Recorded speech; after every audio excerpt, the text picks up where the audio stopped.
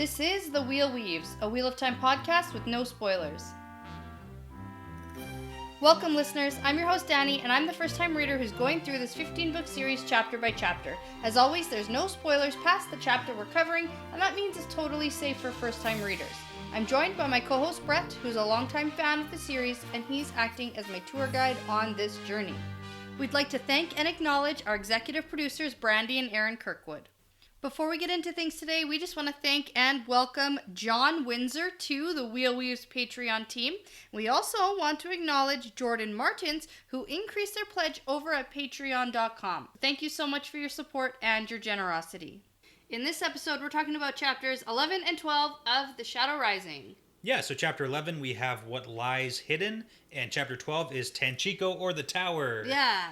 And I gotta say, again, they go together so well. I was actually gonna tell you not to say that again. You're I was sounding just thinking, repetitive. But it's like, I've never thought about this before, that the two chapters keep going together really nicely, and I don't know why. Yeah, you organized our schedule, because you look ahead, and you tell me which chapters are long, But and it's which just like chapters 3, go 4, together. 5, 6, 7, 8, 9, 10. Like, there's no... I thought that you did this on purpose, and every episode you sound surprised about it. It's just two chapters. That's how I did it. Oh. Yeah. Yeah, I thought maybe you planned it with the first two chapters. No, just because they were long. Yeah. That's it. That's all it was. It ended up... It's almost like Robert Jordan knew. He might have. I don't know. Well, to chunk two chapters together, I guess, to stay in... Okay, I can see that. Because these two actually switch perspectives, but stay in the same scene. Yeah, so... It goes well. It goes well. Yeah. Yeah. Okay. Do you want to start us off with a fun fact? I do, and this one you're probably going to know all the facts about it, but I had to bring it up, and it's Colosseum fun facts. Oh my goodness. Okay, because I actually did too much. I spent too much time today You got distracted. on Google looking at coliseums and amphitheaters and arenas. Yeah. So. Well, and that's because we kind of get that whole introduction in Tanchico with the Great Circle and the King Circle and the Panarch Circle, and they're totally, definitely, probably Colosseums. Yeah, they're amphitheaters. So I had to look up a couple on the Colosseum, and it's also relevant because we took a tour on our honeymoon of the Colosseum.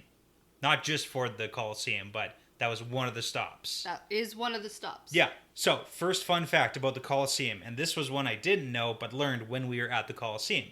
So, there are thousands of small holes that are dug into the sides of the Colosseum all over. And if you look at pictures, they're super visible. And that's because after the population in Rome dramatically declined, people would dig holes into the Colosseum and then steal the iron and other metals that were inside, like the rebar basically and stuff. Right, yeah. Yeah, so I know what you're talking about now. Check out the pictures.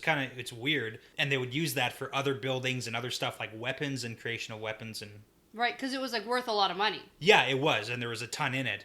And it was basically abandoned. So, and then they also, a lot of the stones and the marbles got taken away too to help build other buildings. Yes. And then basically they said, stop, we need to preserve it. Right. So, yeah. I thought you were going to talk about the series of like underground tunnels. That's fact 2. Oh, okay. Okay, there's so 3 I was like, facts. because that's an interesting part. Yeah, so fun fact number 2 is there were 36 trapdoors used for special effects in the Colosseum. Mm-hmm. And there were underground passages. And makeshift elevators. And it's like crazy that they did this, but it would be very dramatic. And there was also something called the Valerium, which was an awning they could pull over the seating so the spectators could be in the shade. Ah. Yeah, so it's like pretty high tech. That's cool. Yeah. And then point number 3 is what did they do in the Colosseum? Right. Yeah. So it could hold over 50,000 spectators, and they hosted gladiator contests, which pretty much everyone knows about, animal hunts, reenactments of famous battles, and the coolest one is they could flood the Colosseum and they could hold mock sea battles in the Colosseum, in water, on boats. Well, that's cool. I didn't know that part. Yeah, well, we learned it there, but... I only retained certain knowledge, like they would use the elevators and the tunnels Yeah. to like pop lions out of the ground. Out of the trapdoors. And then the lions and bears and stuff would attack the people. Yeah. Right. So, like, there was Mostly that. just criminals, though. Well, yeah. Yeah. Not a fun fact because I didn't prep it, but I do know that a lot of the gladiators usually didn't get killed. Like, the gladiators themselves. The gladiators actually didn't fight very often. Yeah, so it was like remember special that events. part. And if they did, they weren't killed because they were really expensive to, like, train and outfit, and they were basically celebrities in some senses. So yeah, it was mostly just executions that people would watch. So they would get eaten by the bears and the wolves and the tigers and the Because that lions. was entertainment. Yeah. Yeah. Well, you know. I've seen worse. Okay, and in my research, I actually have a little bit more, but I'm going to save it for when we talk about it in the chapter, because that's where it is in my notes. Sure.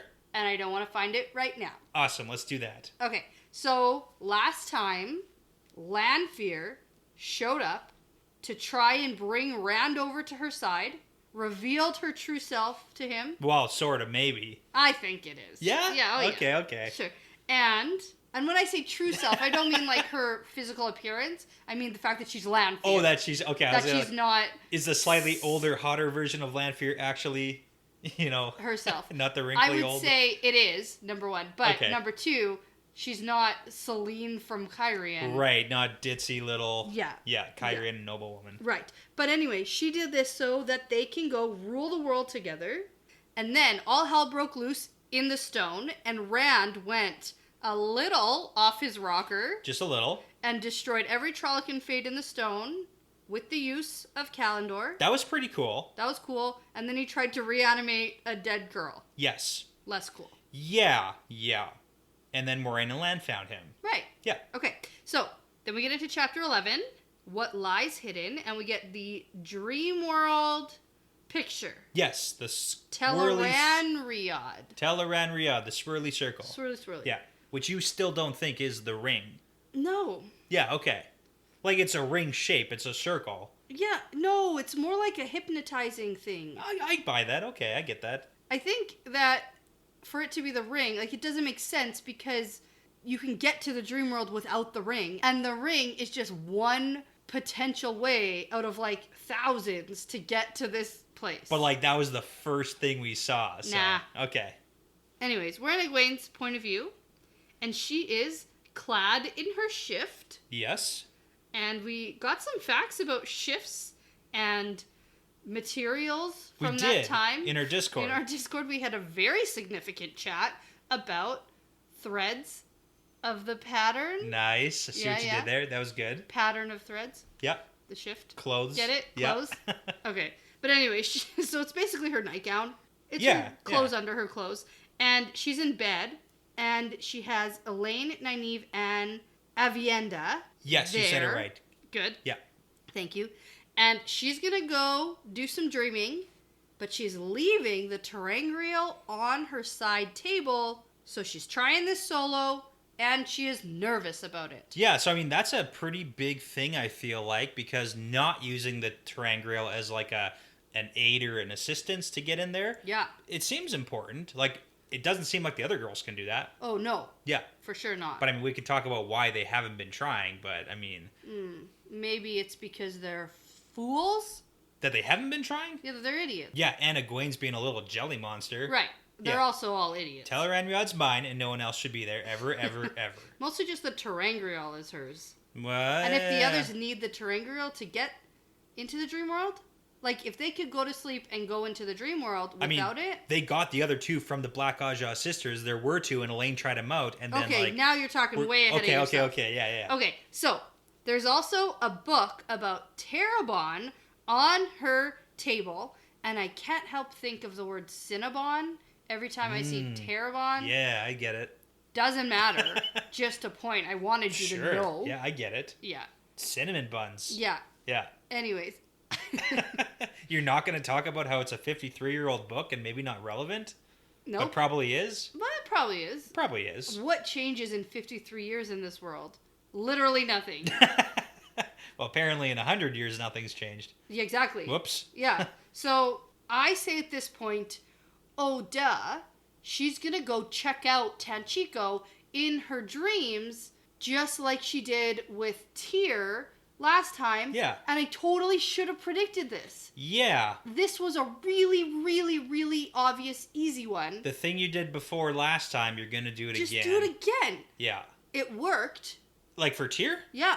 She got to see. She knew the Black Aja was at the Stone of Tyr with Kalendor. That's true. She saw the stuff. This seems less focused, though. It's way less focused, but yeah. Maybe if she'd been trying it since they first heard this story about Tanchico. Yeah, not just like the night before. Yeah. Oh, man. Okay. Yeah. But I should have predicted this. This was a really easy prediction that I didn't get. So. You got to lose points somewhere. Yeah. Okay. We also get that this is the night of the fight. Yes. So the fight just happened. It just ended. We get that Egwene killed a Trolloc at some point. Slitting a woman's throat. Yeah. Yeah, not good. So we also get a weird hint of Egwene being jealous of how powerful Rand is. I had to put a star beside that because that's really important. Yeah. Not fair that he's this strong and I can't even see his weaves. Yeah, and I picture her stomping her foot. Yeah. It's not fair. Well, considering when she was testing him, she was like, "Oh, you're probably as strong as I am." It's like, what? Yeah. Crazy. So she just got a slap in the face by reality. Like a second slap because she got her first slap earlier. Right. Yeah. Goodness. Yeah. So she's upset. She can't even see his flows. So it's not like she could even pick up on how. Learn how to do something like that. Yeah. So, yeah. Yeah. So, anyways, the reason she has this book about Tanchico is there are descriptions of the city. Yeah. And so that'll help her picture where she's going. Plus, you can form an image of what it looks like in your head. Right, and that's how she gets there. Yeah. Right. From the descriptions, it actually reminds me of Greece. Okay, yeah. So I kind of get that. So with all the white plaster buildings. Yep. So I've never been to Greece, but I've seen pictures and movies. Yes. So that's all I'm going off of right now. Well, I assume they're realistic. So, yeah, and then we also get this interesting tidbit about the round buildings. Yes. Which are definitely like the Colosseum. But if I'm picturing Greece, I was like, oh, I can't picture the Colosseum in Greece. But then I thought to myself, these amphitheaters are actually everywhere. Oh, yeah, everywhere all over the place. Roman it's Empire not just was. one. No, because we saw a mini one in Verona. We did. We went in it. We went in it to buy tickets to an opera, I think that was there. Yeah. And then we decided they were too expensive, and we only had one night in Verona. Yeah. So we weren't gonna do that. We probably got drunk on wine. Maybe. That's a good Definitely. assumption. Yeah. I don't remember either. What this is did, bad. But it wasn't that. Quick, we saw Juliet's balcony. We did. But I also saw one of these amphitheaters in Israel. Okay, yeah. So northern Israel. Well, it turns out a circle's a really good shape for viewing stuff. Yeah. Yeah. Yeah, so there was that, but then there was also a place where they did chariot races. Nice, okay. And stuff. So an oval? Yeah, we saw these ruins. Which was cool because we learned about how the Roman Empire also extended. Yeah, they got the everywhere. Yeah. Literally. So anyway, that's my bit about fun facts. I like it. About that. That's like a double fun fact on Colosseum stuff. Ugh. That's great. Well, this is the coolest stuff. This is the history that matters. The stuff that's not even from the book. Because it's super cool. Okay. Okay. Let's talk about clocks. No. No, okay. So she's getting ready to go to go to Dream Tanchico and check things out, even though she has no idea what she's looking for. And by the way, she's really nervous. Yeah. In case you didn't get that before, she's still nervous. Super nervous. Also, just by the way, as an asterisk on that, she's not only nervous, but there was just a giant Trolloc invasion. Yeah. There's again probably some PTSD here. She saw people get murdered, and then she killed a bunch of Trollocs too tonight. Yeah. That does something to you. Yeah, for sure. And then all the others in the room there are all set to wake her up at a certain time. And then we get a funny joke about a clock in a bedchamber. That's crazy. It's insane. Yeah. Oh my god. But hey, Bran Alvear has one. Not in his bedchamber. No, that'd be insane. No, not even more gates. What do you need a clock in your bedchamber for? That would be crazy. Okay, and at this point, Avienda is thinking a little bit here about how to protect Egwene. And she says that someone should use the ring to go with her. So this is really smart. This is like a really important conversation they have here. But it's too dangerous. Well, I got to point out, because these 2 chapters, there's like 100 little tidbits of information, so I'm going to nitpick a little bit. Yeah. But when Avienda says, like, hey, can only Egwene use it, Nynaeve talks about how anybody could, even Avienda, implying that Avienda being a non-channeler. Yes. But Avienda is a channeler. But it sounds like... Not a trained one, but... No, and it sounds like none of them actually know that yet. Like, maybe she hasn't, like, figured that out yet either. Because why would they be talking about her as if she's a non-channeler? Oh, for sure. They haven't figured that out. Yeah. She knows, I think. Okay, that's fair. Because She all knows. we've gotten is that whole affinity thing. No. And nothing else. At the end of the next chapter, we get that she knows. Okay. She knows. She's avoiding it. Let's talk about that when we get there. Yeah. But anyways, it's too dangerous. Going somewhere you don't know could get yourself and everyone killed. Yeah. Plus, they don't know enough about it. And I say mostly because Egwene hoarded the ring like a crazy possessive person. Jelly monster. That's why no one else knows about it. Yeah, and she even thinks that, like, oh, if I had to let them train a little bit more, they would. Yeah. But no, it's mine. Yeah, exactly. Yeah. Okay, so then we get a dream world and dreamers and dreamy sleep terangrial recaps. Yep, it's all recap. I couldn't pull out anything new. Yeah, except that then we get some info on the terangrial that Joya and Amiko had. Yeah. And so Elaine, turns out, had tried them both, but she only saw inside the stone and the inside of Morghase's royal palace. So Basically nothing. Yeah. Except it's not nothing, and it's a huge fucking red flag that dark friend terangrials are showing you the inside of your mother's palace. Oh, okay. Are you implying that the terangrial chooses where you go? I say that someone who understands a little bit more about the terangrial can, like, set their courses. Maybe. Okay. Well, we see Egwene getting to go wherever she wants to, basically. Yeah, I know, but that's because she understands a little bit more about it, and Yeah. she has, like, the natural talent for it. Okay. Whereas Joya and Namiko basically just channel into the terangrial, and maybe it just sort of, like, takes them to where their, like, dark friend mission is. Okay. I don't know. Yeah. I have no idea what I'm talking about, and I have no idea how these work, but I do know that there's some fishy stuff going on inside the palace where there's dark friend business happening. That's all fair. Forsaken business, probably. That's it. That's the only connection I made. And also, Egwene's totally not jealous about this, and she thinks that to herself, so it's for sure true. Oh, for sure. Yeah. It was because The safety. it's dangerous. It's a safety issue. Yeah. It's not jealous, it's safety. Mm-hmm. Which it is stupid and dangerous to use these terangrials. Oh, it is. But which are clearly being Yeah. controlled, and they're, like, connected to the other Black Aja who, like, still have their stolen terangrials, probably. Yeah, there's a lot more, and they're probably all, like, hanging out there like in they the were same last place. time. Yeah. Remember when they were all waiting for Egwene? Yeah. So. Sitting all cross-legged like a weird cult. Yeah. Yeah. Exactly like a weird cult. Yeah. Like they're a a weird dark cult. friend cult. Yeah. So I put in my notes that you will insist on talking about the Panarch here. Of course I will. The And description. the room with the skeletons. You need to know. There's so much important information here. I say, go ahead. Okay, we'll save the whole, skeleton in the palace for later when we get there and she stares at it a bunch of times. Okay. But for what a Panarch is, because we've got to introduce to that, the Panarch is equal to the king, so it's basically like dual rulership. They both have the same power but different responsibilities. Like a queen and a prime minister? You could say that in a sense, yeah. Good enough comparison to make sense. Israel has a prime minister and a president. Not just a figurehead, though. Probably similar to that. Yeah. The prime minister and the president both have separate... No, I was talking about the queen. Because the queen is more like a figurehead in a lot of senses. I was talking about something more relevant, like not just a figurehead. Yeah, so that's basically what it is, and that's all we need to cover. Oh. Yeah. Okay. That's what it is. All right, because in this scenario, in the next paragraph, you're Elaine, and I'm Egwene. Okay. And I say, what's a Panarch? And you go on describing a Panarch in painful detail. And then I go, never mind. I didn't really want to know. That's the story of my life here. Okay. Yeah. Yep. That's what it is. Yep. That's why I tried to summarize it so fast. I could go on. I know you could. But I like your... It wasn't as painful as Elaine's detail, by the way, so that's good. Yeah.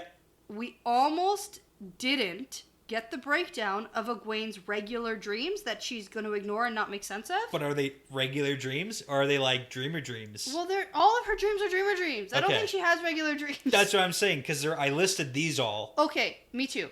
But when I say regular dreams, I mean they're her dreamer dreams. They're just not like her purposefully walking around. Teleranriad dreams where Yes. she's like trying to figure stuff out. Yes. It's like the That's- dreams she's like, it's I don't understand this. Yeah, she's not actively seeking them out, so Yeah. they're her regular dreams that she's interpreting as they mean something, but she can't figure it out, so she's not paying any attention to them or telling anyone. I wish that Egwene kept like a dream journal where she like tracked what she saw, Yeah, so she could at one point ever come back to it yeah. and maybe talk that about it with happen? somebody. I don't know. Maybe it does, maybe it doesn't. I bet it doesn't, because it would only be smart. Well, I feel like she would be like, I gotta write these down so I don't forget them if Yeah. she's gonna do it. Well, what's been interesting is we've been going over every little dream that she has. Yeah. And there have been people who comment on our episodes and things like that, and they say, oh, I forgot she dreamed about that this early in the series. Yep. You know? And it's like, oh, shit. Everything's a foreshadow. Everything, it all matters. It all Yeah. matters. So let's And- talk about these individually for a long time. Yes. No. Here's my bullet point list. Okay, go. Rand is as tall as a mountain, and he's smashing people like bugs. Like little Godzilla. Yeah. Yeah. Rand is in chains and screaming. Okay. So that's Do you bad. want to say what you think these mean? I will if I have come to a conclusion about what Rand's I think. gonna crush a bunch of people under his feet. No. No. Rand being as tall as a mountain makes me think of Dragon Mount. Mostly because my autocorrect here says Rand as a mountain. Yes. Not Rand Rand- as a mountain. Not Yeah. Rand as tall as a mountain. Which it should be. But no, I don't know anything about that. Okay. Rand in chains. See, that makes me think, because remember she had a dream about an Aielman in chains? Yeah. Or was that In a Min? cage. Oh, Aielman in a cage. Yeah, and that was with Perrin. Yeah, but that was Min's viewing. Yeah. And I had thought, oh no, I hope that's not Rand. Oh. Right? Remember? Okay. And then when we met Gull in the cage with Perrin, I was like, oh good, it wasn't Rand. Not Rand in the cage. But this is Rand in chains, and so again, it makes me think of like when Logain was in chains in a cage. Like, Okay. I don't want him to like get captured by the dumb Red Aja or something. Ooh, okay. I don't know. Yeah. Or something. Something. I like that too. Yeah. They're both good. So Rand's building a wall and telling everyone to stay away. Has to be done. I have to do it. Can't let you stop me. Yeah, I don't know what that is. Okay. Aiel are fighting and then throwing down their weapons and running away Yeah, this is a weird one. Aiel fighting each other. We know they fight each other. all the time. Yeah, they fight everybody. Yeah. Matt wrestling a Shan Chen woman who ties an invisible leash to him. Huh? See this. Okay. You know what it made me think of? No. How Perrin is going to have a leash tied to him. Oh, from the hawk who ties who an we don't invisible know. leash. Okay. So, also a Shan Chen woman. Like, that sounds bad. That doesn't sound good, So necessarily. Matt's going to have an interaction with a Shan Chen woman. Well, it sounds like they're coming back at some point. Definitely. Well, I Yeah. know that. They've been They're gonna, like on the... they've been going to come back since they first left. Oh, man, okay. Plus, we know they're on the islands there, so They are. they're waiting. They are. So we get Perrin as a wolf fighting a man whose face keeps changing. That which sounds is good, too. Literally super vague. Yep. We get Galad and Gawain doing stuff. Galad and, is wrapping himself in white, and Gawain looks like his eyes are full of pain and hatred. And Egwene's mother is crying. Which is bad, because we know that there's white cloaks around there. Shoot. So, Okay, bad. yeah. Let's get back to this, though. Okay. Because that's literally all we get. Those there. are like on the record now. We can come back to them later. Yeah. So Elaine tells Egwene to be careful. And then Egwene says, yeah, duh, I know that. Of course I'm going to be super careful. But she's super nervous still. Yep. Did you know that? Did you know she's nervous? She's nervous and she's going to be careful. Because it's mentioned again. But then she proceeds into the dream world and goes running around not being careful. Not even a little bit. No. Like, wow. Okay. So she gets herself into the palace in Tanchico that she imagined with the big skeleton. Yes, she did. And this is totally, or definitely probably, like an elephant or a mammoth. Okay, here's my thing about this. Okay. she goes on for a very long time about how she doesn't know what animal this is. Yeah. And how it's some animal with 2 tusks. Yep. Not 4 eyes on the side where there would be a nose. Correct. Now, let me tell you though, an elephant skull does not look like that. No, it doesn't. It doesn't look like that at all. It doesn't, like where the tusks are, it doesn't look like it would be 4 eyes. An elephant skull actually looks like a cyclops. Yes, it looks like it has one giant eye in the middle of its skull, and I think that we've actually talked about this before. I think we have. On this podcast. That's a pretty common thing too. Yeah. So then I went to look, I did a lot of extra research for this episode. Sure, yeah. I went and looked at a mammoth skull. Okay. Like I was trying to find animals that had tusks. Okay. Because I really wanted to find out what this was. Yeah. And a mammoth skull, maybe it looks slightly different, but still. Hard to say it still? has the tusk coming out the front of its face, not the sides of a nose. There's not enough description. No, and then I went down like a rabbit hole, and I was like, different animal skulls. Do hippos have tusks? Could be some sort of dinosaur, because we know that like we get pretty clearly this is a museum with like really, really old fossils. Yeah. So it could be like one of a number of things. I know. Like it's probably based on I something. want it to be an animal I know. A rhinoceros only has 1 horn on its nose, so that's not it. Well, and it's not good that she thinks everything looks like a monstrous boar. Well, that's all she knows. That's the only reference point. So it's like something like that, but maybe maybe like a giant bear. I don't know. Nah, you know? Yeah. Like one of those prehistoric bears that are just like monsters. Everything was way bigger, so yeah, I know. There's that too. I know. I actually have no idea. But she has herself dressed here in some Aiel garb. Yeah, kind of, sort of. Except that it's brightly colored. But then she's like, where am I going? The ball? And then she turns it to like brown and gray. And then she thinks that this is a city, not the waste. And then, so she's in some Aiel divided skirts dress. Well, and then she gets naked. Well, by accident. And then she goes back to a dark dress. Right. So. Right. Okay, so we do get that this is like a museum type place with all sorts of stuff and artifacts. Yeah, and I gotta talk about the artifacts. I'm sorry. That's okay. I'm gonna apologize ahead of time. That's okay. First, can I talk about the other 2 skeletons? Yeah, that's part of it. Yeah. Let's do it. So those I know. You do? Yeah. Okay, let's talk about them. That's great. So we got a saber-toothed tiger. Okay, definitely, probably. And we got a giraffe. Yeah, there you go. That's awesome. But I'm awesome. still annoyed that I don't know what the other animal is. It's hard to say. Like, there's just not enough description. No. So. And then we get some weird Coendiar figures, which are probably very important. Yes, we do. Is that my cue to That's talk your about cue, them? man. All right. So, number 1, we get a weathered stone figurine of a woman who's wrapped in her hair, and it gives the impression of warmth, and that's what makes her think it's an Angreal. Yeah. And we saw that before with the whole Baal Daman Angreal thing. Yeah.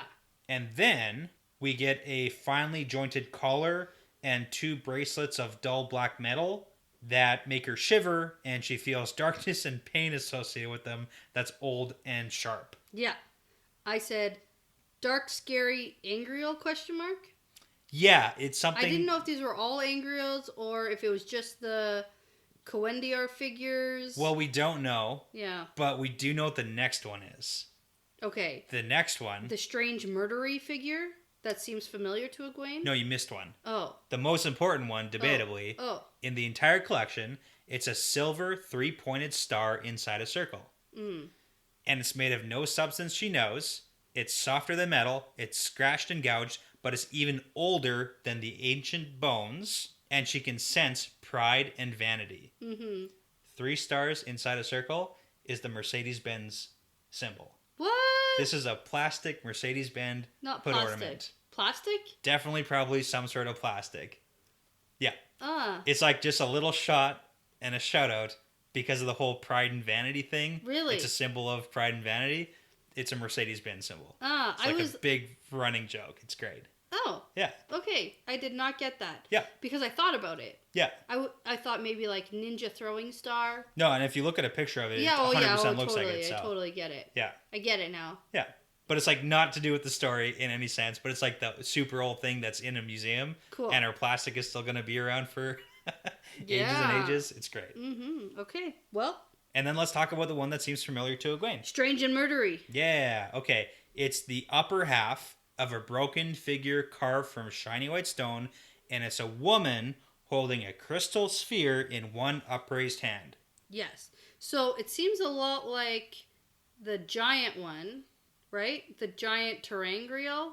Yeah. Is that what it is, or is it saangrial? It's a saangrial. Are you talking about the one outside of Kyrian? Yeah, that one, and then the other Tremalking one. Yeah, right? Like we okay. have two, but this is Tanchico. Yeah. And it's a little 1 foot long, and it's broken in half. So it's like a miniature version of it. It's a bad guy.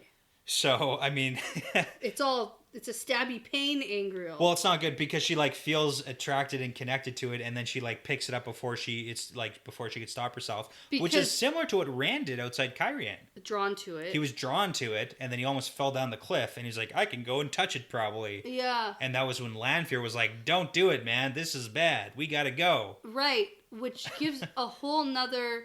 Now that I know that that's Lanfear, and she knows of these... The saangrial from the Age of Legends. She's talking about using them together. Her reaction to Rand finding that at that point is actually quite interesting, considering that's Lanfear. Well, and maybe and Rand was just a newbie at that point, so maybe she was like, "Don't do it because, like, if you try and you're not use trained, this super powerful saangrial right now, die. You're gonna kill everybody, including me, and she doesn't want to die least of all." Nah. So she's probably like some god. She probably can't even die. Oh my gosh. She's immortal. What kind of prediction is that? She's like 3,000 years old. I don't know. Okay, anyway. she was like locked away for 3,000 years. Just like a regular human. I can't do it. Anyway, okay. Anyway, stabby pain. She picks it up. It goes bad. Probably because it's broken. It is broken in half, and like that's a big thing too. So maybe you shouldn't use broken terangrial. Maybe because that's what she thinks it is. Anything weird. This is why you stay behind the ropes in the museum. You don't touch stuff. Right. Because you're going to get shocked. Anyway, so she remembers why she's actually there, and it's not to spend a leisurely afternoon at the museum, turns out. Shoot, okay. So she sets to exploring Tanchico, and then she sees some random man there by accident, ? And then we get a note about this is how people die in their sleep. Yes. Because they accidentally get into the dream world, and then they get themselves killed. Shoot. And then they don't wake up. Yeah. So, I mean, that's a fun little piece of information. Bad. Or you get summoned because you're a stupid dark friend. And then you get murdered in the dream. And then you get murdered by Beelzemon and you don't wake up. Yeah, that too. So after lots of searching, she gets annoyed that she doesn't even know what she's searching for. And if she were trained by one of the wise ones, like a Vendi... Close. Avendia. Aviendia and the Sora. It's close. It's like that tree thing, but it's That's what Avienda. I keep thinking about. I know it is. You keep coming close to that. In my notes, I just wrote Avi. Avi. Just call her Avi. Avi. I'm just going to call her that. Yeah. I keep trying. I'm trying so hard, but I can't right now. Avi. So anyways, Avi told her about the wise ones. Yes. And she thinks, I'd be better at this if I were trained. And then, poof, she's in the desert. Oh, man, she's in the Aiel Waste. The Aiel Waste. Okay, so one thing we didn't talk about that I want to talk about was the cover of this book. I thought it was like Tinker's. We are pretty far in here, and we got to talk about the covers of the book. Right now? Right when we poof into the waste? Well, it's mostly because you got to look at the front and also at the back of the book. Is it the waste? Well, this is the thing. The first description we actually get of the waste is that there's great stone spires rising around her, and there's a bunch, like, it's really hot. Ah! And if you look at the cover, there's literally great stone spires all over this cover, and there's sun, and it's like a desert. Okay. I thought it was the Tinkers, because there's like a wagon with colors on it. But that's the question is, tell me who each of these people are. There's no telling. There's no way to know. I don't know. That guy's kind of got red hair, so it's probably Rand. Although he's got a weird sword with him, and cowboy boots. Doesn't make sense. Who's got cowboy boots in this series? I don't know. We got a guy with a bow. Yeah. And then another dude by a horse. And a woman cooking in a blue dress who's got an ample bosom. And she is too close to that fire with that dress. She probably crosses her arms under those breasts when she's upset. Okay. So we've poofed into the Aiel Waste. For reference, take a look at the cover. Yeah. If you have the paperback with that particular cover. Yeah, or Google it. It'll be there. Yeah. She sees a woman there in like the maiden garb. Yeah. Who's hunting a boar. Yep. But it doesn't quite look like a boar. It's something. This is again hard. It might be like a warthog or something. It's I don't know. probably a warthog. It's like a desert, boar. Who cares? Okay, so she thinks that this can't be a wise one. This is obviously someone who's here by accident. And then she thinks about Tanchico and poofs back to Tanchico. Yeah, but before that happens, the woman sees her. Yeah. Yeah. So it's definitely a wise one. As soon as you think it's definitely not this, it's for sure that. Yeah, exactly. Yeah. So she poofs back to Tanchico. She keeps searching there, ignoring the obviously evil things. What do you mean? Well, the stabby Angriel and the No. like all of these like sort of evil things that could potentially like. Okay, so let's recall the what she was basically sent there for is because Amiko said that there's something that's dangerous to Rand in Tanchico. That was like the entire premise. Yeah, and don't you think that these things in this like this old artifact place, she even thinks to herself, how did these things that use the power end up here? Yeah, the white like being shipped to the White Tower? Yeah, because they want to collect everything. Yeah, she knows that they use the power. And one of them is so stabby and murdery. Almost like does something to her. Yeah. So and you maybe think that that's not, like, even remotely, it doesn't even cross your mind? Not even at all. Whatever. What am I looking for? I don't know. Okay. So. Don't worry, it gets worse. Don't worry. There's birds and bugs and stuff. And then a veiled man falls out of the sky and disappears. Yeah. And she thinks, another dude. That's not important. And then just carries on. So cool. Well, we know people pop into the dream world sometimes, right? I guess. Totally this frequently too. That's good. I have no. Well, and like maybe they do, and maybe this is nothing. Yeah. But she's like, nah. Who cares? Doesn't matter. Yeah. So then she goes back to double check some buildings. Yeah. And some things are different in all of the rooms, and it's probably some super weird like dream world thing, and it's probably something to note. But she thinks. Nah, doesn't matter now. Keep looking. Yeah. What am I looking for? Yeah. So, do you have a theory as to why some animals show up in Tel'aran'rhiod and some don't? Because she kind of knows, like, horses aren't here. Yeah. But there's lots of rats and there's pigeons and seagulls and, like, the stray dogs that are roaming the streets or whatever she's all the pack of.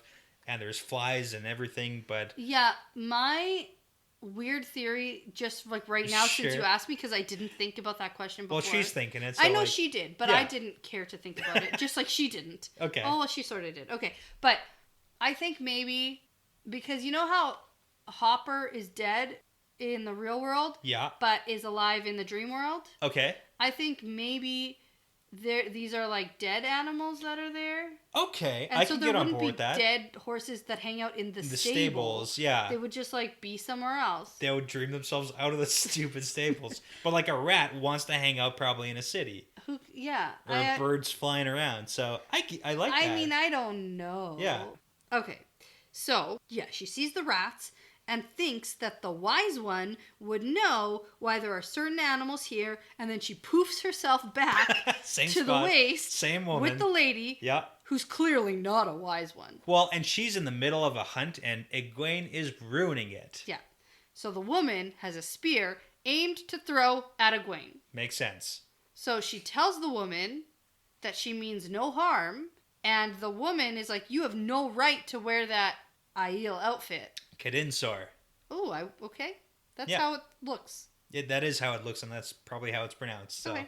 yeah. This is a funny exchange, But though, then too. she makes Egwene's clothes disappear. She, like, poofs her naked because, like, you can't wear the clothes of my people. Yeah. You're not Aiel. Get the hell out of here. Yeah, and then Egwene is like, "Wah! I hate being naked in front of people." And so she This is the draws worst. on the source to bring her clothes back, and the Aiel woman is shocked. She does it to the Aiel woman. What does what? I think she turns her naked, too. Nah. Yeah. Hold No, on. I think she just poofs herself back No, into I think she clothes. does both. Yeah.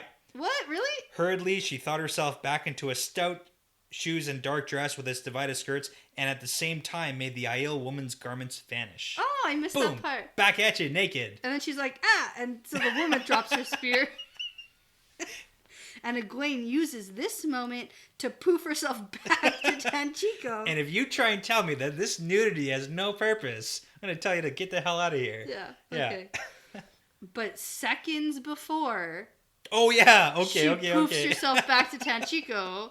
something get pretty distracted. damn important happens. That's like just a paragraph and he tries to sneak it in there. I knew you'd be distracted by the nudity. It happens. Okay. She thinks she sees, say, I don't know. Birgitta. Yeah. Okay, not Birgit. I bet there are people who say Birgit. Oh, for sure. Okay. And there's some people who say Bridget. Bridget. That's for sure wrong. Oh, yeah. But it's Birgitta. Birgitta. Yeah. Okay. And I went, right. She still doesn't know about the horn being blown. I didn't know that Egwene... Well, I did know, but I forgot. Okay. Yeah, she does, though, because they had a conversation around Matt where Moraine was like, Matt, you're the sounder of the Horn of Valyr. And then everyone, like, stops and stares at Matt. That was, like, at the end of The Dragon Reborn. Oh, shit. And then Rourke's oh, dang, this guy's important, too. Like, everyone was in on it, so... Oh. Like, pretty confident that everybody knows Matt blew the Horn of Valyr. So then why is Egwene like, she's only here for the horn? Well, no, because she's saying, like, the heroes only show up for the horn being blown. What's she doing hanging out behind in the Aiel Waste in the background behind me? Tel'aran'rhiod. Yeah, like, what's going on here, so... Because she's like, dead women, especially heroes, can't just dream themselves into Tel'aran'rhiod. Correct. So... But... Guess where they live? Guess where who lives? The dead heroes. You said earlier, yes, I right? Did. Yeah. Okay. I did. You said Consult earlier. Consult the prediction episodes. board. You said Consult that the prediction board. The heroes reside. They have cabins, like wood cabins. They hang out. They hang out in Tel'aran'rhiod. That's what they do, just like Hopper. What? Just like that's why. That's how. Okay. Because Hopper's dead. Yes. The heroes are dead. Yes. Everyone just hangs out in Tel'aran'rhiod. Yes. The Horn of Valyr is some dream terangrial that brings this. People. I just decided right now that's what that is. Okay. That brings the heroes out of the dream world into the real world. Into the real world. That's why they got superpowers in the real world. Yeah. Because they're not really real. Because they're not really real. Yeah. That would make sense why the whole, like, Horn of Valyr scene at the end of the Great Hunt was so weird, because everything that's weird has to do with the dream world. Dreams. If it's weird, it's probably a dream. It's dreams. That's like the number one rule of this whole book. Yeah. Series. Okay. Do you like my predictions? It's pretty. That's like one of the better ones. Thank you. Fewer holes than like... I don't know if that's a backhanded compliment, but... I'll find ways to poke holes in all your theories at some point. I know that. Okay. But this one It's pretty good. So what is she doing? What is Birgitta doing? Why is she looking at this? This is where she lives. I don't know. She's got nothing better to do. Yeah. Yeah. Hunting. She's hunting with the wise one. Oh, okay. They're together, hanging out. Yeah, I don't think that's right. Now you're back to the terrible predictions. Right, okay. So, she's back in Tanchico. Some veiled woman lands in front of her and then jumps up and flies away with the birds. Yeah, keep in mind, it's not like a veil, like a Aiel veil. No. This is a transparent veil. Which is a... see-through veil? It's just like a Like when you get married? Possibly. Like it could be. Yeah. Exactly. But it's not this is not an Aiel woman. I did not think of that. Okay. Just when you say the word veil, that's what you might think of. That's what I think of. And then Egwene thinks, hey... This is a great idea. And hey, totally I want to fly. It's so bad. Egwene's got serious FOMO.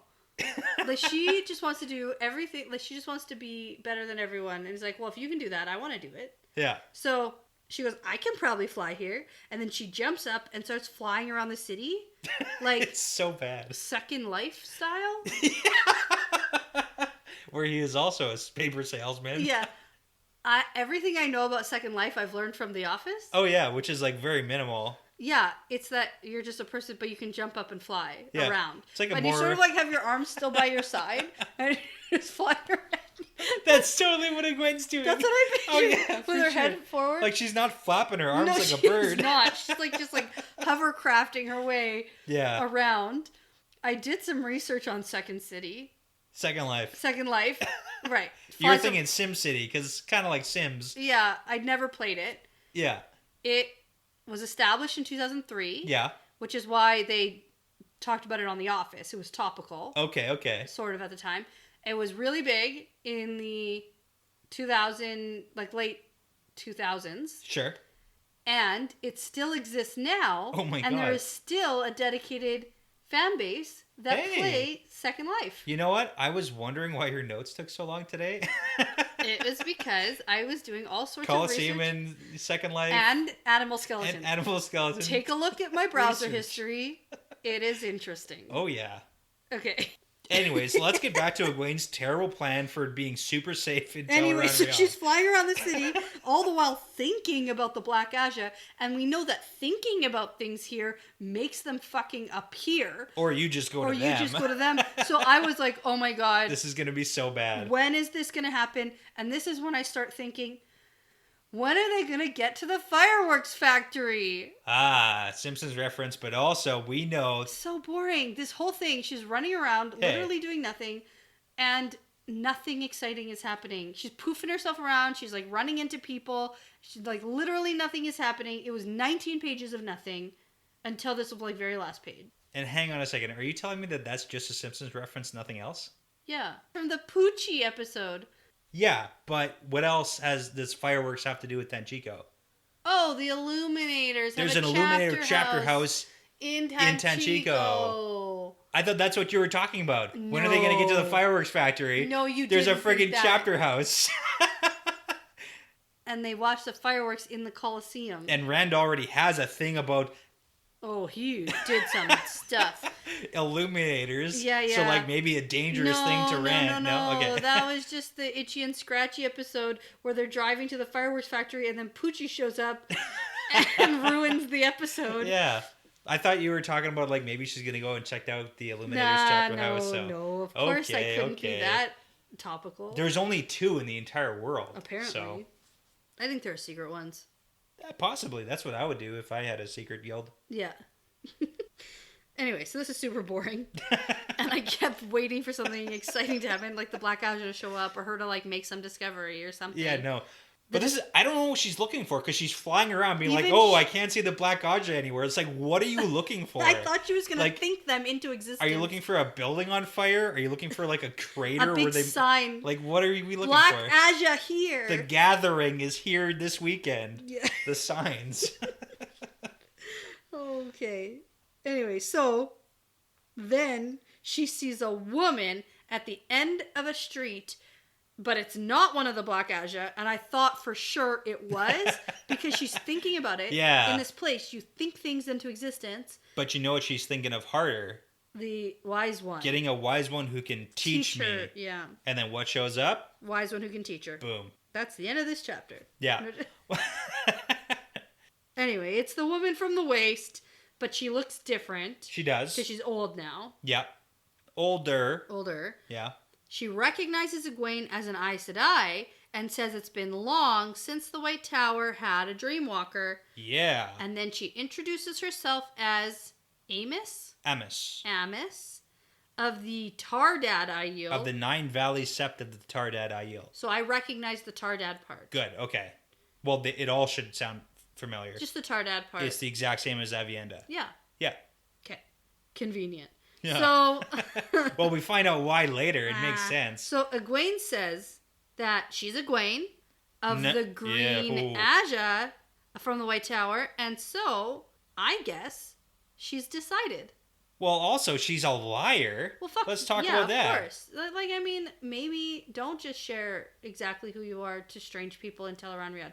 Like, yeah, she's not exactly lying in a good way, though. Nah, she's giving, she's trying, which I'm not upset about. Yeah. I picked up more on the fact that she's chosen an Aja. That's important, too. There's that. I kind of skimmed over that, because I was just thinking, like, if you're going to lie, like, down or sideways, don't lie up. Nah, like, lie up. I'm the CEO of Facebook.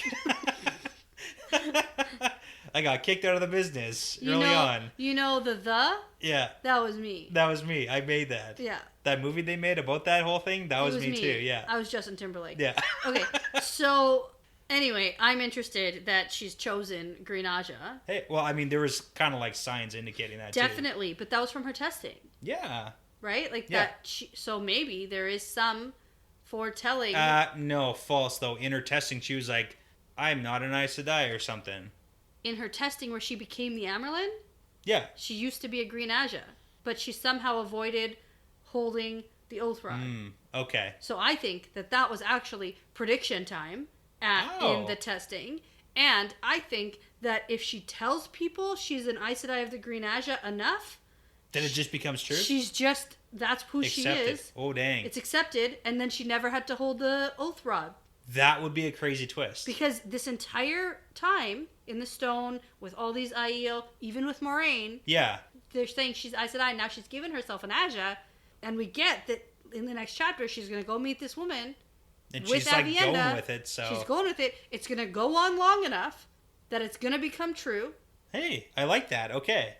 It's like Nelly. If you just go sit down in the manager office, you just become the manager. You become the manager. Yeah, I know. If people say, no, you're not, you say, yes, I am. Yeah. There it is. You know what? That's not actually that crazy of a prediction. No. That's pretty good. Yeah. I'll go with it. The only thing is, the whole testing isn't necessarily a foretelling. But, like, maybe it is. That too. Because Nynaeve's... That's hard to say that, Nynaeve's was that she's going to marry Lan and have kids. So, like, maybe she does... Maybe that's true. Like, that's realistic also. Yeah. Anyway, this woman... Oh, you know what's funny? In my notes, I wrote, anyway, ... because I knew we were going to go off on a tangent after that Green Aja thing. Anyway, this woman says Egwene is untrained and is just flying around the city like an idiot. Get your feet down here. Yeah. And Egwene says she's looking for the Black Aja, which confirms the existence of Black Aja to this woman. Yeah. Which like, this is so much information that's happening here. And then Amos, what did you say? Yeah, Amos says that this city is eating itself, like there is evil here, not created by men or women, which is like a huge flashing sign to me that there's Dark One evil here. Okay, yeah. And that's exactly what Egwene is fucking what she's looking for. Yeah. And she's like, there's nothing here. But Egwene... I can't find anything. Goes, oh, that could be them. She makes the connection. Yeah. Which is good. Good for her. But then Amos is like, no, you're a stupid child, and you must come to me in the waste, the cold rocks hold. Yep. And I will train you. Yeah. And then Egwene gets woken up. Yes. That's like everything that happens. That's the end of this chapter. And it's a long one. So a couple little tidbits of information. So we get in this chapter when she was appearing younger, the Aiel woman, she was appearing younger because she's like reliving her youth. Yeah, no, we get that in the next chapter. Yeah, but we get hints to it in this chapter. Yeah, because she goes, oh, I like to relive, ... Never mind. That's not important here, yeah. So. Okay, so then we get into chapter 12, Tanchico or the Tower. Yeah, more to talk about. A question Moraine wants to know. She does. We get the Flame of Tarvalin picture. Because it's a bunch of Aes Sedai. Yeah. Yeah. And we get Elaine's point of view. Yeah. And I want to say sort of, because, like, in the Elaine chapter here, it's so, like... It feels like Egwene's. It's so weak. We don't get a lot of her thoughts and perspectives. Not much. It's just all dialogue. But is that, like, just Elaine? Perhaps. So... Yeah. Okay. So they wake up Egwene, but with difficulty. And Elaine tells Egwene that she would not wake up. Yeah. To the point that they were all, like, worried she was straight up dead. I love Nynaeve here. Yeah. Because she's holding a pitcher of water. Like she was going to throw it on her face. And then I just can imagine her hesitating and Egwene's awake and her just like thinking... She still wants to throw it. Yeah. Should I do it? Should I do it? Yeah. Yeah. Because she wants to. She wants to. Oh, yeah. Yeah. So, this obviously worried these women, and Nynaeve tries to be cool about it, but then she's like, maybe it's too dangerous and maybe you should never go back there. Yeah. Well, we're well past that. Yeah. Let's be real. Yeah. That's a good job, Mulaney. Thank you. Yeah. Because we're about to go learn how to be a dream walker. Yeah, like you're into it now. You're into it. Yeah. Like this isn't the first time, and we're like, we shouldn't do that again. Yeah. Okay. So, Egwene tells them about meeting Amos. Hey, share information. Turns out that Aviendha there you go. knows her.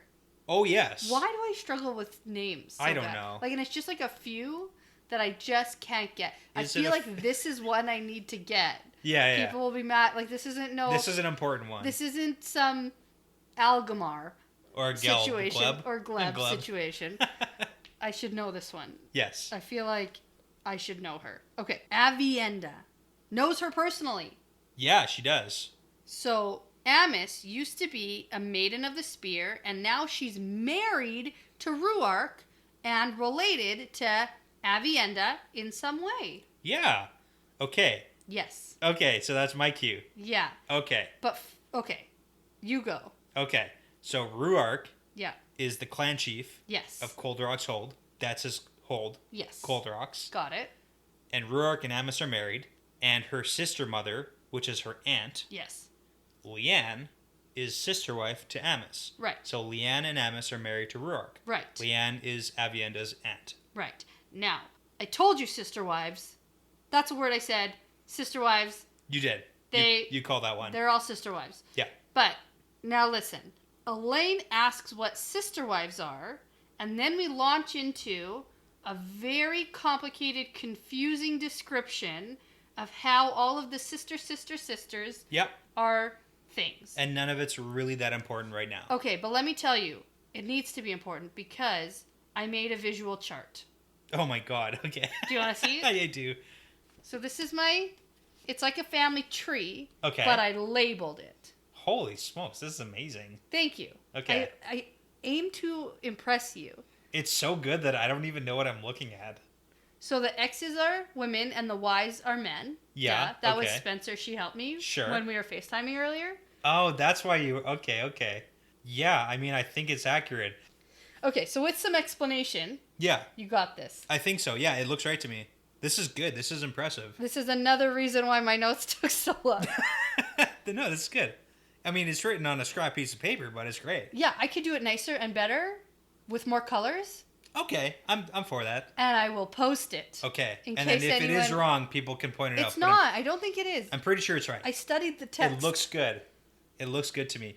Okay, so this is the thing. IL familial relationships are confusing, but there is a system, but they're confusing. Yeah, I think I got it though. So, yeah. A visual flow family chart. Flowchart. Yeah, family tree. Moving on though, we Yeah. get a really funny conversation Sister wives. that I actually really like because the women decide who they're gonna marry. This is great. And I just love the cultural clashing. It's Every different. time we get this conversation between, well, Avienda and these women, Yeah. I find it so funny because they basically just blankly stare at each other and have no concept of what the other one is talking about. Like, why would you do it that way? Yeah, I don't understand. Yeah, but it's like from both perspectives, so. You can't both marry the same man? Well, what Huh? do you do if you both like him and neither of you will, like, give him up? Yeah, what were you gonna do if... Let a stupid guy come in the middle of your good relationship? You're Yeah. gonna let him ruin that? Yeah. I don't think so. Yeah, just Yeah. you both marry him. Just whatever. Yeah. You be friends, and then there you go. Yeah. So, hey. I mean, okay, makes sense to me, right? Yeah. Well, and it's also that situation where if the two women want to be together, but their dude enters the picture, Yeah. he has to marry both of them Exactly, too, right? Like yeah. the other way around. Yeah. So, I mean, it kind of like follows the second rule is like, if you don't want to marry two people, then don't do it. But if Yeah. someone else does, do it. do it. Sure. I don't care what you do. It's I don't not- care what you do Not with your my life. fucking business, Yeah. guy. Like, it's not for me, then it's not for me, but whatever, so. Okay, and it's prediction time Okay. because all this talk about having multiple wives. Oh, yeah, it brings us back to a really important topic. Yeah, Okay. Rand. Yeah. So we know two of them probably definitely. Well, yeah, Elaine and Min. Yeah. Yeah. And there's a third question mark lady. Yeah. I picture the lady with a question mark for a face. Totally naive, but whatever. Sure. Yeah, no, not even a little bit. My new prediction is that this third one will be an Aiel. Okay. Who will normalize who will be like, hey, this is what we need to do because we all love we Rand. can actually all and marry then him. Elaine and Min will go, oh. Well, hopefully Elaine's already kind of got there because Yeah. she's thinking like, Min, okay, hopefully it's Egwene as a third, or like maybe It's not. it could be. It's probably not. No, it's Egwene. definitely not. But she's like, oh, I wish it was, but it better not be Barrelane. Oh yeah, she does think that. Hate her. She's the worst. She does think that. There's It's like a not little... barely. Well, in Elaine's mind, 3 days ago, she thinks Rand slept with Barrelane. Right. Like, there's intense jealousy, like, but for a reason. I mean, I guess. She thinks they did it. I guess. She saw her leaving Rand's chambers in the middle of the night, barely dressed in anything. She didn't look happy though, so I mean, there's a point. Yeah, So that's true. And probably with Rand's like stuck upness, like not even wanting to kiss Elaine. She could probably come to some conclusions, but I don't know. The jealous mind is not a logical mind. Oh, I like that. Okay. I'm a philosophizer. You are. That was good. Okay. You could almost make money off of that. I'm gonna write a book. Write a book. Philosophies. It already exists. It's basically just quotes from other TV shows. That's all it is. It could sell though. Probably. I feel but like then we'd I'll get get a sued. cease and desist, and I won't be able to make any money. Okay, back to this though. Yeah. Rand's gonna marry an Aiel. That's my prediction. Write it on the board. Okay. So, Aviendha is very firm about not wanting to marry. Yeah. Which leads me to my next prediction that Aviendha will definitely get married. Okay, yeah, that makes sense. And then I have to put my two predictions together, and it might be Aviendha. That Rand marries with the three of them? That might be the third one. She thinks me Min and Elaine and Aviendha. Maybe. They don't even, like, Aviendha doesn't even know. Like, no, Min's not even in a she picture. doesn't even care about Rand at all. She's not even here. That's why it's a very loose prediction, and I'm just making the connection solely based on these two predictions being back to back. That's like more flimsy of the predictions you've made tonight. Thanks. So. Put it on the board. So, anyway, Egwene wants to know what kind of woman is Amis.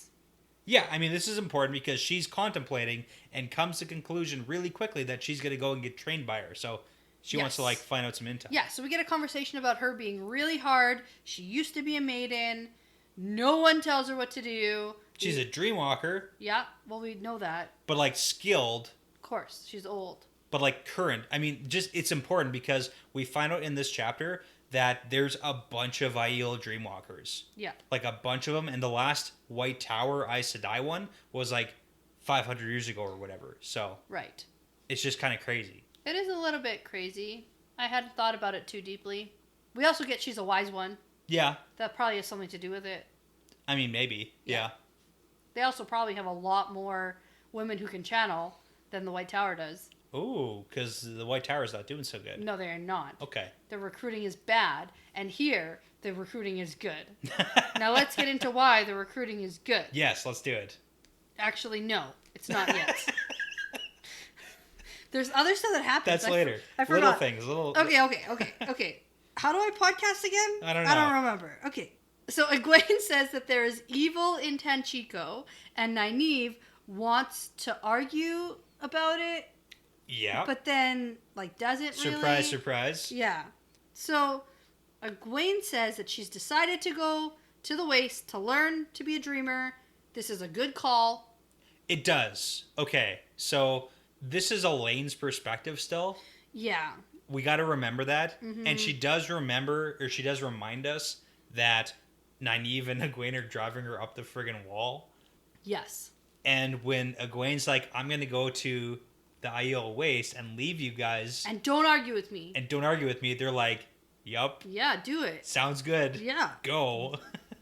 Learn and help us. I think the three of them need some time apart. Yeah, also that. They're not doing good together. They're doing bad. No, I get your point. Yeah. Okay. Definitely, we're going to take a break. Yeah. Yeah.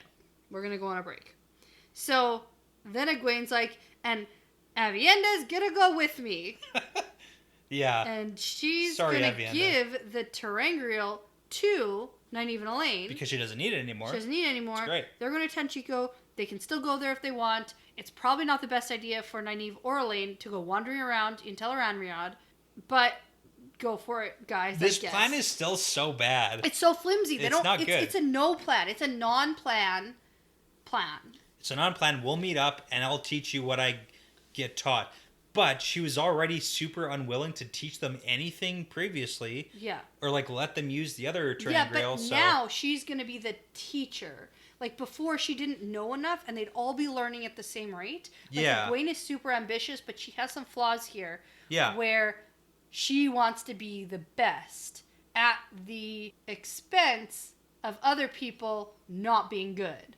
If that makes sense. It does, and that's a bad thing. It's not good. I think I'm good because you're bad, not because I'm good. Yeah, I'm better because I didn't let you have the opportunity to be as good as me. Yeah, that's tough. Kind of thing. Okay. So, if she goes and learns, she's totally cool with them entering the dream world, and then she's still better than them. As long as she's a few steps ahead. As long as she's ahead. It's kind of what it seems like now. She definitely has some things to work out. Superiority complex. That is what that is. I don't know if that's a real thing, but it sounds good. What that is. Okay. If that's a thing, that's what that is. If it's a thing, that's what it is. There you go. So, Nynaeve and Elaine agree that training is what Egwene needs. Get out of here. Then Moraine busts in and says, Joya and Amiko are dead. Wow. And I said, oh my god, okay, so they didn't escape, like you tried to make me believe. Yeah, they're super dead. And they're not just dead. They had their tongues nailed to their door and their throats messily cut. And I just have to say that their tongues were nailed to the door whilst still attached to their bodies. And whilst still imprisoned. Yeah. Okay. With guards outside their door. A lot of guards, because Moraine was very explicit about being lots of guards. And they wisely didn't leave their post. During the Trolloc attack. So something got in, did a bunch of really terrible things. Yeah. And then got out. Okay. So. Okay. I have a couple theories. I hoped so. I was hoping. I'm going to go through them kind of quick because none of them have any real bearing. Okay. They're just random things I thought of. Give me your thoughts. Let's do this. The first thing I actually thought of was Lanfear. Okay. Because I thought, who can pop in and out of places? Lanfear. Relatively unseen. Yeah. She does that. She's done that. That is what she does. She can change her appearance. She can do things. I don't picture her cutting anyone's throat, though. Like, this doesn't seem her style. Cutting a throat messily. It seems too hands-on for her. It's really hands-on. Unless she could pop in with someone else and make them do the dirty. And it seems, again, not her style. It doesn't seem her style. She seems like a solo act. Like, we've never seen her with anybody else ever. No, but she definitely has a plan. She was definitely in the tower. She definitely convinced the girls to go to Tyr. She did. She did that. And set that plan up with the Black Aja fake garbage stuff. Yep. That was definitely Lanfear. The fake garbage, yeah. So, I mean, it's possible that it has a connection with Lanfear. Possible. What else you got? They dismiss Greyman. Greyman. They dismiss it pretty quickly because Greyman can't be seen, but they can't just like sneak through locked doors with no one noticing and getting out. No, and the thing about this is they are nailed to the door on the inside, right? Yeah. So yeah. They also dismiss Leandrin a little bit, but they think Leandrin could have ordered it. Yeah, like they can see them doing that because they're evil enough. Mm-hmm. Because then we get like a why did this happen? Yeah. To punish them for being captured, or because they talked, or prevent them from talking more. Yeah. I love that it's Elaine, and she's like, oh, it's a punishment because they were caught. Yeah, they got caught. And it's like the Shadow isn't very lenient. And we've seen that before when the dudes let Matt get out of Tar Valon. Baelzamon, like, fried that dude. Yeah. He was like, you let the boy escape. That's true. Zap. So, maybe not Lanfear, perhaps another Forsaken. Yeah. The other thing I was thinking... Okay. There's only one more thing. Is that it's something to do with the dream world. Okay. Go on. And so, I don't know if they could be, like, dragged into the dream world... Or if someone can appear, if they're like, but this just brings me back to Lanfear because she knows the dream world super well. Yeah. That's like her territory, right? But if someone in the dream world, like Leandrin or someone, could have gone into their cell, woken up, killed them, and then like left via dream world. Ooh, sneaky sneaks. I really doubt but, like, that. How do you get in? None of it makes any sense. Yeah, okay. That's tough. And I'm concerned that this is one of those things that never really gets explained. I'll tell you that it might get explained. Really? Yeah, it might. All right. Yeah, 50% chance. Yeah. This makes me think that whoever did this also was going to do this to Fane, and then Fane somehow escaped having this done to them. Because Fane was also captured, and then there was a Trolloc attack. Well, his cell was unlocked, and he was like, oh, didn't expect you. Oh, right. But we're pretty sure we know who that was now. Ingtar. Yeah. He was the dark friend. Right, okay. Never mind then. Okay, moving on. And before we move on, I just want to give like a shout out to Egwene for how friggin' cutthroat she is. Because Elaine, when she hears about what happened to the women, she's like, oh, light illumine their souls. And Egwene's like, they sold their souls to the devil. Fuck those guys. Fuck them. Yeah. Gone. Gone. Yeah, they deserve it. Good call. So while these women are talking about why this might have happened and who might have done it, Moraine just like doesn't say anything. Yeah. She lets them have their ramble. Yeah. And then she just says, all right, where are you three stooges going? Yeah. Nice. I like it. Okay. Thank you. Yeah. But She's seriously, like, though. She's like, are you done? Okay. Where are you going tomorrow? Because now that shit's hit the fan and Yeah. we need to figure this out. Turns out they sort of have a plan. Nynaeve and Elaine are going to go to Tanchico on the fastest ship they can find, which Maureen clearly anticipated them choosing this plan because she knows of a ship waiting. Yep. Out A on the raker, the fastest ship. Yep. And then Nynaeve informs Maureen that Egwene is going to the waste with Avienda and doesn't give an explanation. No. And I don't think Maureen was expecting that. No, it because doesn't. her eyebrows raise. But Okay. she doesn't ask any questions. Maybe she wasn't expecting it. Maybe. Yeah. Let's Except for... Yeah, except for what happens next. Right. So then Avienda's like, oh no, I'm not going. Someone else can take her. Yeah, one of those other women. Which surprises and hurts Egwene. Yeah. Well, she thinks it's because like she doesn't want to be friends with her, but it's totally not that at all. No, it's not. So Moraine is like, Avienda can't go to Tanchico or to Cold Rock Hold because of this. And she pulls out more information. a letter that she got an hour ago. Classic Moraine always has more information. Yeah, basically a bunch of wise ones, including Amos, sent for Avi to return to the waste and meet them at the Chandler Slopes. Chandler Bong Slopes. So we've got Amos, Bear, Mullane, and Sienna, and they say that she has to meet them on the slopes of Chandler. Right. Yes, which is above Ruidian. Yes, got it. But this is a great note because, like, big asterisk, she got handed this note an hour ago. But the dude carrying it a month ago. Yeah, he's been carrying it for a month before they even got to the stone. But it was addressed to Moraine at the stone. So how does she have the forwarding address already? I don't know. Dreamwalkers probably know stuff. Well, okay, so just like putting two and two together, we know Egwene's a dreamer. She has all these like prophetic dreams, and she's like, I don't know. But if you're a wise one and a group of wise ones, maybe they can put two and two together and be like, 100%. They know how to decipher they these talk about it and figure it out. Oh, okay. So like that kind of makes sense. Yeah. So Avienda's like, no one will tell me what to do. And Moraine says that she showed this letter to Ruark, and he says that Avienda has to go. Well, yeah, it's kind of like your clan chief there is like saying. And then so Avienda storms out of the room. Yeah. And then Egwene wants to know what they want with her, and Moraine is like, if she wanted you to know, she would have told you. I mean, it's kind of crazy that Egwene's being the snippy one with Moraine here. Like, usually that's Nynaeve. She's not being snippy. I think she's absolutely being I snippy. have that Nynaeve is a snippy bitch with Moraine. Egwene is too. Egwene is like, what do they want with her? She just asked a question, and Moraine's like, if she wanted you to know, she would have told you. That's what I'm saying. Whenever someone says demanded, I assume it's snippy. Because Egwene... I just think she asked a question. It's Egwene being like, what do they want with her? She demanded of Moraine. So I think it's like Egwene being snippy with Moraine. Okay, but then read what Nynaeve says, because that's snippy. Oh, yeah, well, she says it bitterly. Yeah, that's snippy. That's bitter. Demanding is like forceful or assertive. Okay. Not snippy. Fine line you're playing there. Yeah, you tell me what snippy means, because it's not that. I think they're all on edge. So, Nynaeve is a snippy bitch with Moraine, and Moraine is cool and awesome. Yeah. Like a cucumber. Okay, hold on. Before you continue, an important thing. They've clearly issued commands to Avienda, and then Elaine thinks, she wonders if the wise ones gave commands to Moraine, and that's why Moraine's a little bit off. Yeah, no. No commands? It was addressed to Moraine. No. Okay. No.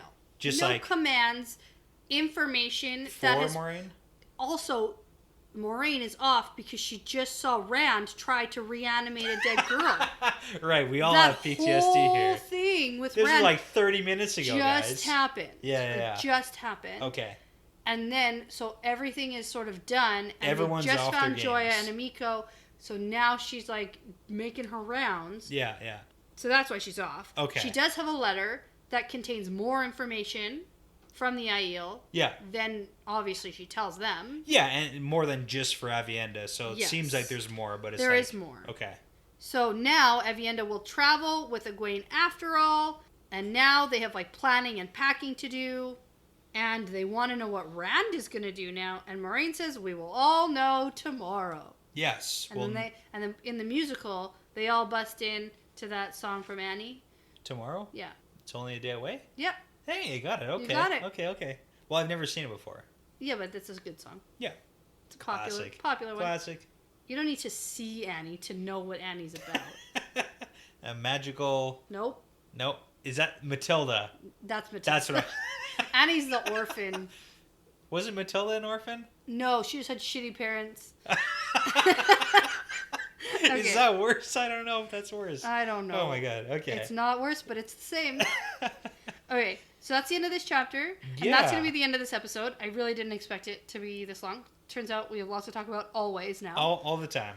So, is that it? Is that good? I think that's good because I know the next couple of chapters are really good. Oh, and we'll just keep talking. Oh, man, keep okay. saying stuff. Yeah.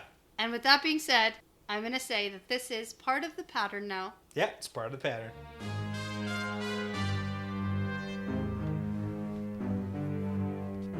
Thank you so much for listening to this episode. The Wheel Weaves is hosted by Dani and Brett, edited by Dani, produced by Dani and Brett with Passion Socks, Mozaim, Moltude, Benjamin, Vince Luke, Michelle O'Brien, and Sarah Wyatt. With music by Audionautics.com. You can pick up your own The Wheel Weave shot glasses, frosty mugs, t-shirts, and more at newcreations.collections/the-wheel-weaves. You can become a patron at patreon.com/thewheelweavespodcast to support us making great content. You will also get access to bonus content, bonus episodes, stickers, keychains, monthly Q&A episodes, unedited video episode releases, and more. Don't forget to join the conversation over at our Discord channel. The link is posted on our Twitter page and our Patreon page. And find us on social media on Twitter and Instagram at The Wheel Weaves Podcast. Thanks again for listening to this episode. Don't forget to tell a friend about us because referrals really are the best compliment. And I'm going to say that this is part of the pattern now.